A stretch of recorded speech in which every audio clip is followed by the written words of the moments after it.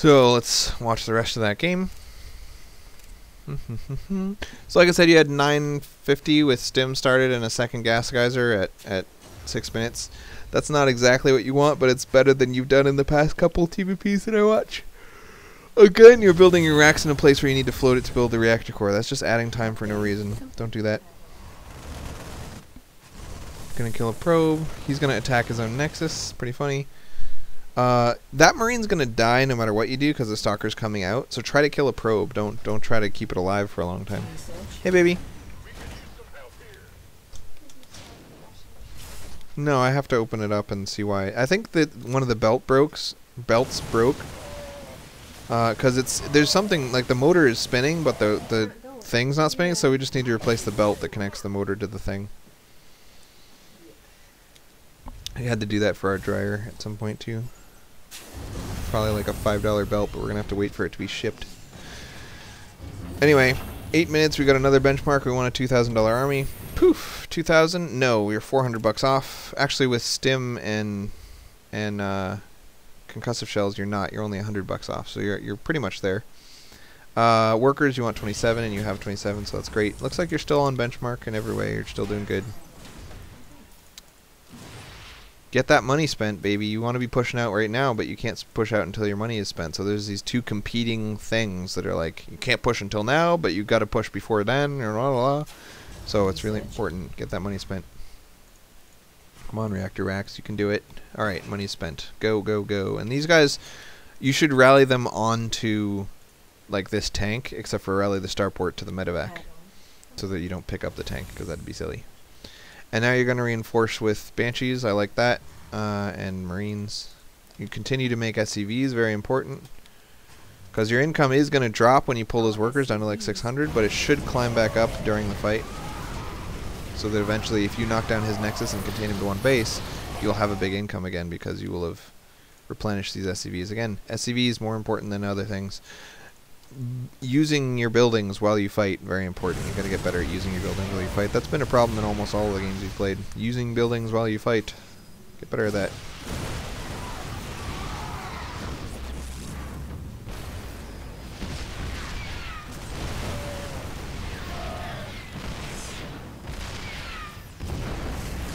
Nice. Good one. Crush. So many replays, man. I tell ya.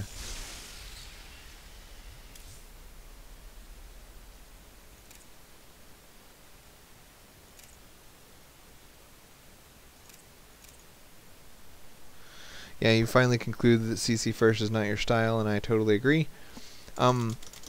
Because it just makes it so much harder to do a CC first TVZ build than it is to do a 4-Rax TVZ build, right? Because with the 4-Rax, you slow him down and you slow you down. And if you slow yourself down, it's easier. You know, spending 3,000 bucks a minute is so much harder than spending 2,000 bucks a minute, right? But if your opponent has a $3,000 income, then you need to have a $3,000 income too, and which means it's going to be very hard to macro and very hard to do stuff. So all of the TVZ games I've seen of you doing CC first, you've lost for the exact same reason each time, which is passivity and lack of spending the money. You get this big income, and you just don't have any experience spending that much money. So you don't spend it, and then you don't have a big enough army to win with, and then you have to spend so much time trying to catch up with your macro that you end up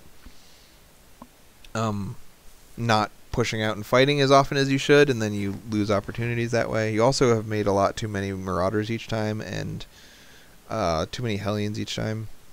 And committing to Hellions before you scout that he's not going Mass Roach Hydra is also a silly thing. And building the reactor core on the starport, delaying your first medevac is also silly. Not getting a Raven is also kind of silly. Anyway. Where's that other Rax? You need to be walling in a lot earlier than now. A Roach push is going to hit your main at 550-ish, like close to 6 minutes. So if you haven't walled in at that point, you're in some serious trouble. This wall-in is not very good. I talked about the correct wall-in before, right? It's Rax, bunker, Rax, Rax, right? Every ladder map that I play on anyway, has a 4 large building Wallen, a 12 pip Wallen. So use that. There shouldn't be depots in your Wallen. It's just bad. And what you do is, when it's time to push out, you salvage the bunker. You know, easy peasy. Because you don't need a Wallen once the fighting is started.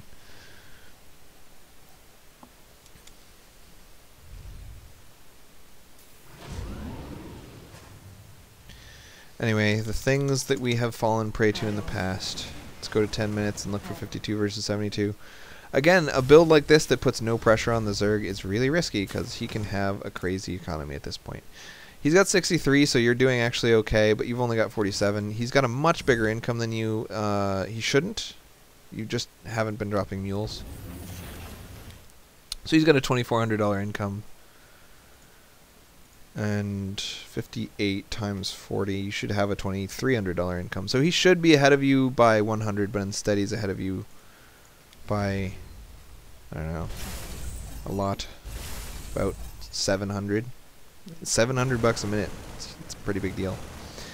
12 minutes. Throw down a bunch of racks. Go up to 13 Marines at a time minimum. So this is 1, 2, 3, 4, 5, 6, 7, 8. Not enough. It needs to be 13 Marines at a time, not 8 Marines at a time.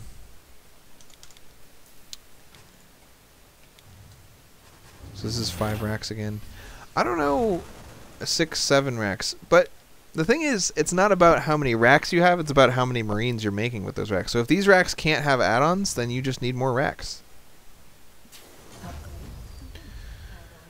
You should have cleared that base out so much earlier, too. I always hate having that CC floating over this stupid creep.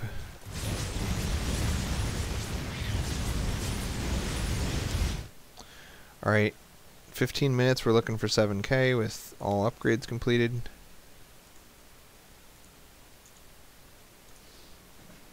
Looks good, looks good, looks good. Too many. Not enough, and not nearly enough. So, not the end of the world. You should be able to win from this position. Biggest problem, you're not making any units at this point. Your army is not pre-spread. And no turrets, no turrets, no turrets.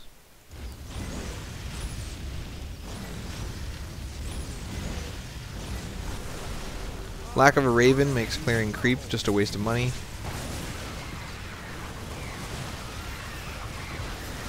And look at this. This is ridiculous. So, you can't be walking across the street, walking across the field in a giant ball. You know, that trade went pretty poorly for you, and it should have gone really well for you. You had a much bigger army than him, much better compositionally army than him, and if your units had been pre-spread, it would have gone pretty well. So during the fight, you weren't producing Marines, so as soon as the fight is over, he gets to walk over to your base and kill you. Very silly. And even when you are producing Marines, you're making them 10 at a time instead of 13 or 14. So you have 2k in the bank. You can't land this third. You can't mine from it. And massively oversaturated natural. And it's just kind of over. So again, this just kind of comes down to practice. You didn't do the build properly. You didn't spread your units out, and so you died. The biggest thing, though, is spreading. There's seven things you can lose to when using marine-based combat, right? Here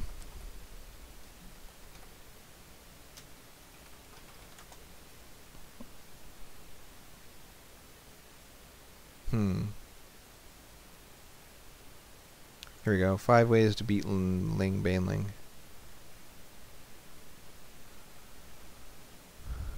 He's stealing my...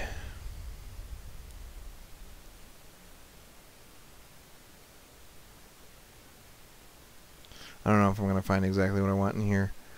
But there's like a list of the ways to lose, and one of the biggest is not spreading out your army. I mean, bam, you are just dead if you don't spread out your army. Spread. The idea of the spread, blah, blah, blah, blah.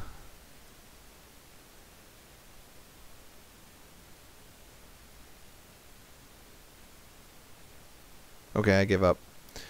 Anyway,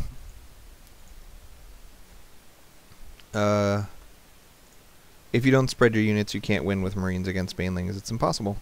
And if you ever cut Marine production, if you ever can't spend all your money, if you ever don't have an income that is bigger than the Zergs, right? Because it's just like massing roaches against mech, right? You have this poor cost per supply unit that trades very well in small battles, but is completely incapable of winning against a maxed army because your units cost 50 per supply. Marines, Marauders, and Roaches, 50 per supply, right? But your opponent's units cost 100 or 125 per supply. So if you don't keep army sizes small, it's impossible to win. So I think a Baneling is $75 for half a supply, so it's $150 per supply. A Muta is $200 for 2 supply, so it's $100 per supply. Like if you're maxing out and then having large engagements with Marines versus Zerg, you're just going to lose. So it's all about having lots of rapid engagements, which means that reinforcements are like the biggest thing that matters. During the fight, you should almost not be doing anything, right? You should move your Marines across the field in such a way that they're always pre-spread. Then during the fight, you hit stim and then start macroing. You shouldn't be like microing your units during the battle because Zerglings are so fast, especially on creep, that any micro you try to do is just going to hurt you rather than help you. So during the fight, you just want to be making sure that you're producing 14 Marines at a time, rallying them to the appropriate place, and getting ready for the second wave. And in this game, it was, you know, you have a bunch of money in the bank, you couldn't make enough Marines at a time, you never made enough racks, and you were way too clumped up, so he just completely crushed you, and it just made it look silly.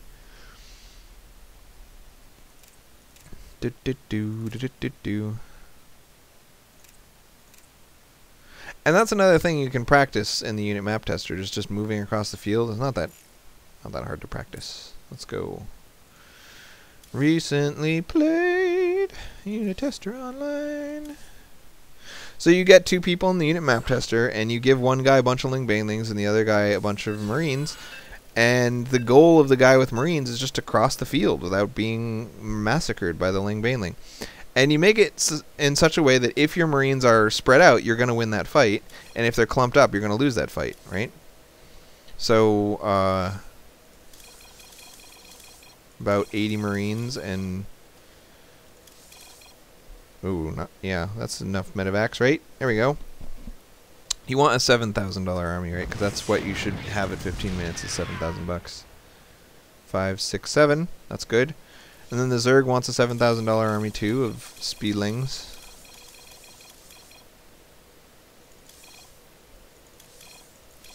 Five, 6, 7. Alright, and you gotta give him 1, 1, and you can give yourself 2, 2, because that's the goal that we're going for. Stim combat shields. And he gets Ling speed, obviously. And Baneling speed. And...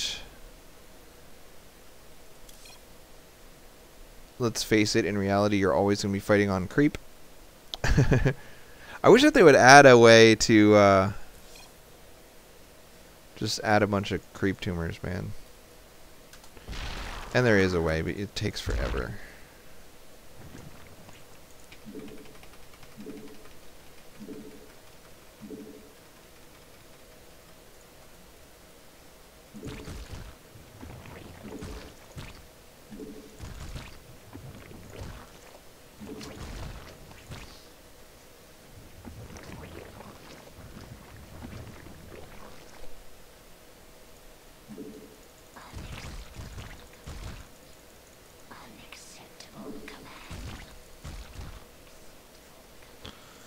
Let me delete the queens and delete the hatchery.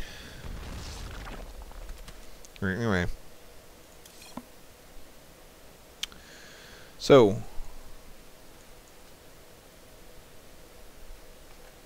Assuming the Zerg does absolutely no micro, which is accurate, most Zergs do absolutely no micro. First thing you gotta do is get your Marines spread out in such a way that if he hits you, you're not gonna be dead, right? So all you gotta do is patrol your dudes into 3 directions. Now they're nice and spread out. Obviously, this is not the best spread in the world, but it's good enough. So now you want to get your whole army across this field, theoretically as quickly as possible, without ever clumping them up. So you want to move them like this. You grab a little dude and patrol them forward, then grab these guys and patrol them this way, and then grab these guys and patrol them this way, grab these guys and patrol them this way. And that way, whenever he attacks you, the surface area is the important thing, right? How much area is my entire army spread across? And you can see that in your game, the whole army was spread across like a tiny little ball as an area, whereas in this case, because I moved them by patrolling them from one spot to another, they're actually pretty well spread out. So the Marines kind of win. And yes, that first ball happened to be quite clumped up and it looked pretty terrible, but better to lose some Marines in one clump than to lose all your Marines in another clump. So anytime you take some Marines and you patrol spread them, they're going to go between the two spots that you patrolled them from. So by doing it this way, you can get them across the field in such a way that they always kind of stay spread out. Right?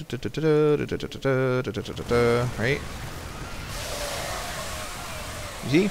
So, you know, give that a shot. I suppose we should really show what it looks like when you don't do that, right? So this is what you were doing in the real game. You were saying, okay, I'm going to run everybody across the field. And he was saying, okay, I'm going to kill everyone in the face. And so you ended up with this little ball, and as soon as the banelings splash, the whole ball just kind of evaporates and dies. I guess I probably need more banelings.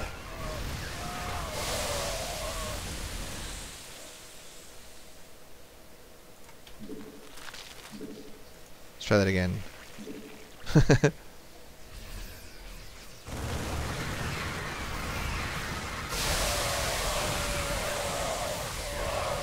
There you go. Anyway, learn to move across the field without clumping up your dudes, or else don't use marine-based builds. Those are your two choices. Another thing you can do, and I've seen you actually attempt this before, is you load the medevacs full of dudes, and this doesn't work as well on in this mode because I can't see which medevacs have dudes in them.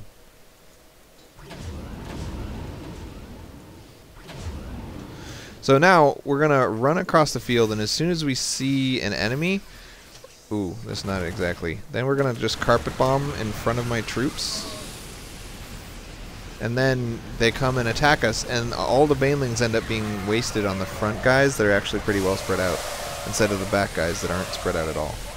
So you can see how my army is still in a giant ball, and it should still take a lot of damage from banelings. But because I carpet bombed in front of my active army, he's going to use up a lot of his banelings, killing those guys that I put in front. Anyway, I do that a lot. Nick has never gotten it to work to his taste. It might be something that's too complicated or too hard for you to do, and it's certainly not nearly as easy to do as the patrol spreading. So, you know, give it a shot, see if you like it, but probably just better off patrol spreading.